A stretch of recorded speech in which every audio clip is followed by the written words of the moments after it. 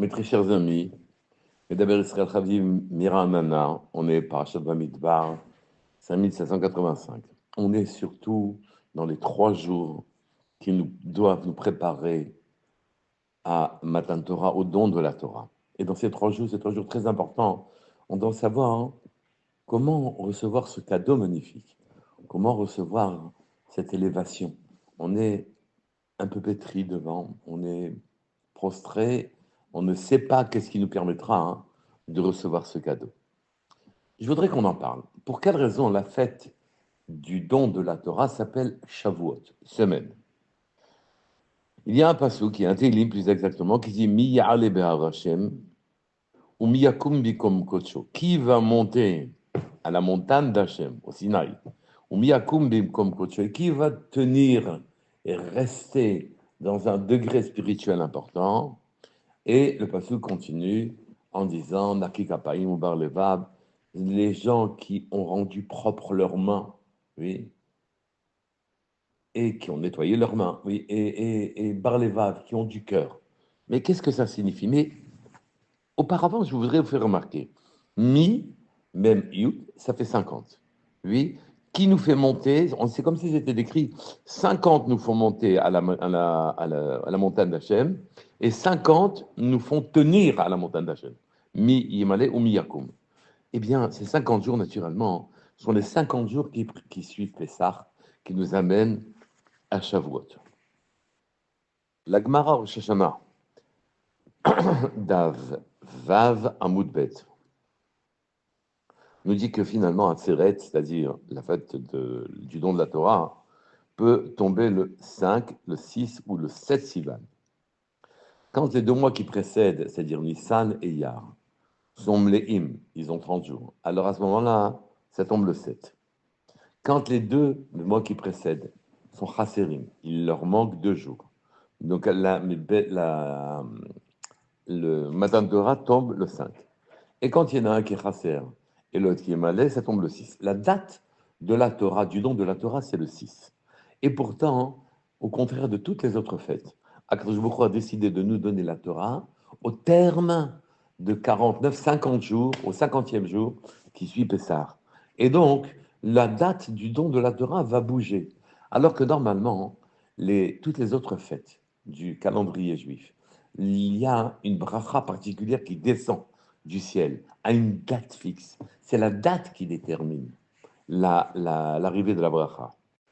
Là, Shavuot pourrait tomber le 5, le 6 ou le 7, alors que le don de la Torah réellement a eu lieu le 6. Bien sûr qu'aujourd'hui, où nous avons déjà fixé le calendrier, ça tombe toujours le 6.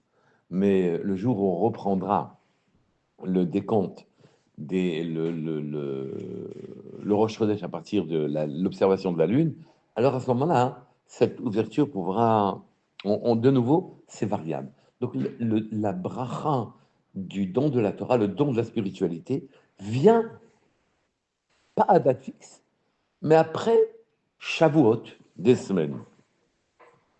Naturellement, des semaines de préparation. D'après le Ta'amir Minhagim, et au nom du Or HaChaim Akadosh, oui, on dit là-bas que Shavuot vient du nom Shavuot, des serments, au pluriel. Serment que fit Hachem de ne pas changer de peuple. Serment que fit Israël de ne pas quitter Hachem et de s'adonner à la Torah. Ceci peut expliquer le minhag qu'avait le Khatam Sofer de lire, d'étudier la Gemara Shavuot, qui a exactement 49 dapim, 49 pages, donc une page par jour. Et pourquoi? De manière à ce que on essaye de réparer en nous ce qui a fait que bien qu'on ait juré avant de naître de respecter la Torah et de l'étudier, eh bien malgré tout on n'a pas respecté notre serment. Et donc ça nous apprendra, l'étude de cette Masechet, nous apprend à respecter, à comprendre l'importance d'une joie. Mais cet aspect-là, Shavuot, n'est qu'une dracha, puisque en vérité, dans la Torah, on n'écrit pas dans la Torah, mais on lit Shavuot, semaine, avec un patach, pas un sheva. Donc le sens littéral ne souligne autre chose. Il souligne l'aspect temps, l'aspect semaine, l'aspect durée, à tel point que dans la Torah, c'est écrit Be'etzem hayom hazeh. Vous appellerez cette fête, vous l'appellerez Be'etzem hayom hazeh, dans l'essence même de ce jour. Qu'est-ce que ça veut dire l'essence même de ce jour? Ça veut dire que dans toutes les fêtes, et c'est écrit que pour cette fête, l'essence de ce jour.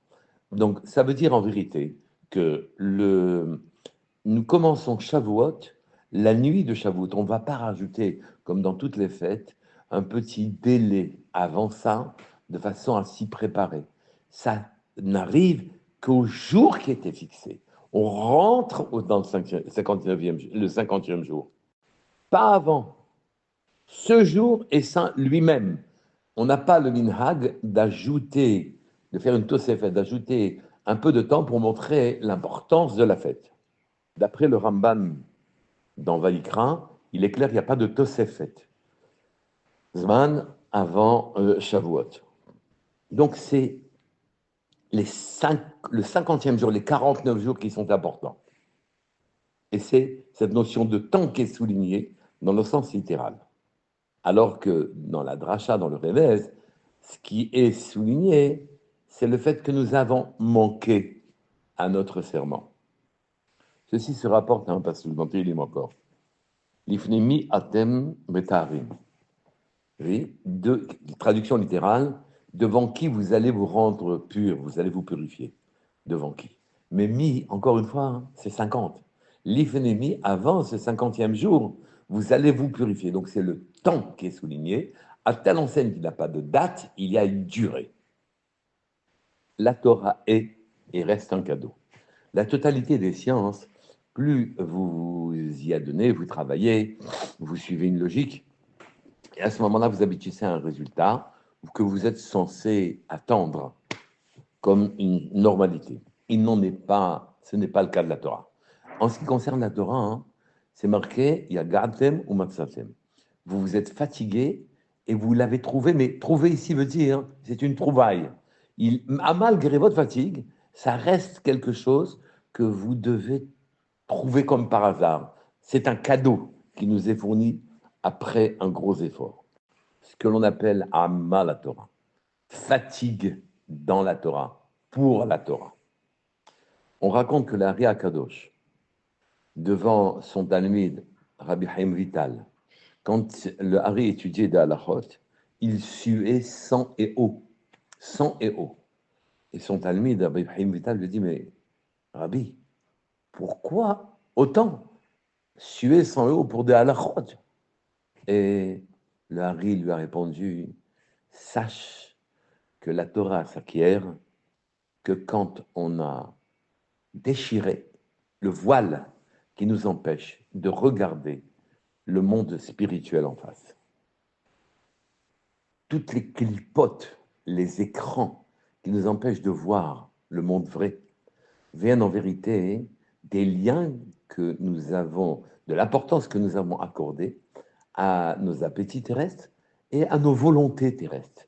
Notre monde est un monde où l'on désire ceci et cela, où l'on veut ceci et cela, on comprend ceci et cela, et ces volontés nous lient profondément sur de la terre, dont on ne veut pas s'abstraire, et mettre un voile devant notre propre spiritualité. Toute bracha, toute shefa, toute abondance qui viendrait du ciel est immédiatement convoitée par des forces qui vont la transformer en quelque chose de matériel, de terrestre. Lui ôter sa dimension spirituelle, leur ôter à cette abondance, à ces brachot, leur dimension spirituelle. Elles sont avalées ce qu'on appelle par des chitsonimes, des choses qui sont extérieures à la vérité. Des clipotes, des fruits qui ne sont que peau, mais qui n'ont pas de pulpe. Et où est le siège de ces clipotes et où est leur force? Il est dans notre corps. C'est-à-dire que notre corps émet des volontés très diverses, petites d'ailleurs, pas forcément des grandes choses, pas de grandes ambitions, non, des envies auxquelles on cède systématiquement, et donc on ne donne à la matière, on ne donne aucun espace à la spiritualité, et tout espace à la matérialité. Quel est le conseil que je peux vous donner pour pouvoir accueillir ce don magnifique de la Torah et vous ouvrir à votre propre monde spirituel?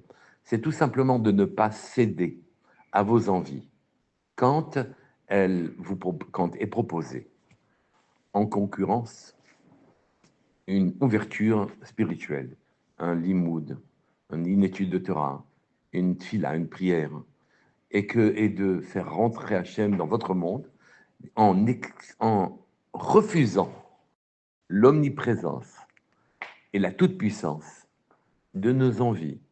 Les petites sont aussi dangereuses que les grandes, de manière à nous ouvrir à notre propre spiritualité. Résistez à vos envies, prenez une direction spirituelle, et à ce moment-là, Hachem donnera à votre effort une consécration que vous n'imaginez pas. La Torah vient chez nous au terme de 49 jours d'effort, mais même si on n'a pas fait ces 49 jours d'effort, alors à ce moment-là, si jamais on a décidé de donner de la place à la spiritualité, ne pas lui laisser la place d'un enfant négligeable, et qu'on ne cède pas devant une bracha que nous devons faire. On ne cède pas devant un limoud. On ne laisse pas notre tête s'échapper. À partir de ce moment-là, que Jbouchou sera présent et va nous ouvrir un monde que nous ne connaissons pas. Shabbat Shalom, Chag Sameach.